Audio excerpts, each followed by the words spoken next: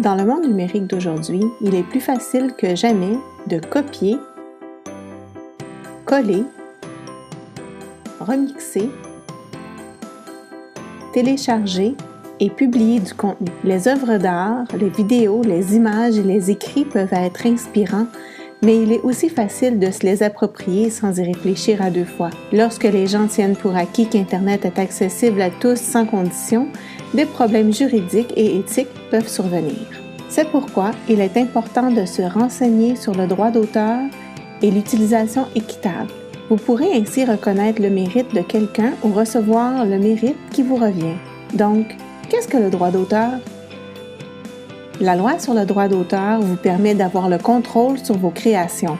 Les gens doivent obtenir votre permission avant de copier, remanier ou partager vos créations. La majorité du contenu que vous trouvez, téléchargé, copié et collé à partir d'Internet est protégé par le droit d'auteur. Cela ne veut pas dire que tout le contenu qu'on trouve en ligne est verrouillé et qu'on ne peut pas l'utiliser. Vous pouvez l'utiliser dans la mesure où vous vérifiez qui en est le propriétaire, obtenez la permission de l'utiliser, reconnaissez le mérite du créateur, l'achetez au besoin et l'utilisez de façon responsable. Si vous respectez ces conditions, vous respectez la loi. Cela dit, vous pouvez parfois utiliser des extraits d'une œuvre protégée par le droit d'auteur sans la permission du créateur ou sans avoir à payer de frais. Cela s'appelle l'utilisation équitable. L'utilisation équitable ne s'applique que dans certains buts spécifiques: la recherche, l'étude privée et l'éducation, la communication nouvelle, le compte-rendu ou la critique, et la parodie ou la satire. Vous devez prendre en considération les 6 points suivants qui caractérisent l'utilisation équitable. Le but de l'utilisation. L'utilisation est-elle à des fins commerciales, de recherche ou d'éducation? L'ampleur de l'utilisation. Quelle proportion de l'œuvre utilise-t-on? La nature de l'utilisation. Que fera-t-on avec l'œuvre? En fera-t-on un usage ponctuel ou un usage contenu et répétitif? Sera-t-elle distribuée à grande échelle? Les solutions de rechange à l'utilisation.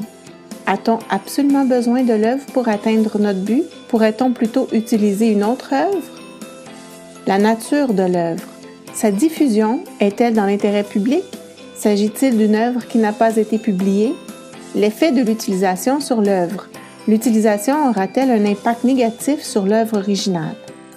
Quoi qu'il en soit, il est tout indiqué de souligner le mérite du créateur de l'œuvre que vous utilisez.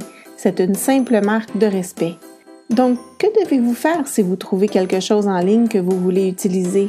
En règle générale, vous devez vérifier qui en est le propriétaire, obtenir la permission de l'utiliser, reconnaître le mérite du créateur, l'acheter au besoin et l'utiliser de façon responsable, c'est-à-dire en respectant le principe de l'utilisation équitable.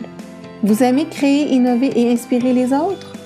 Réfléchissez à 2 fois à vos droits et responsabilités dans le monde numérique et donnez au suivant.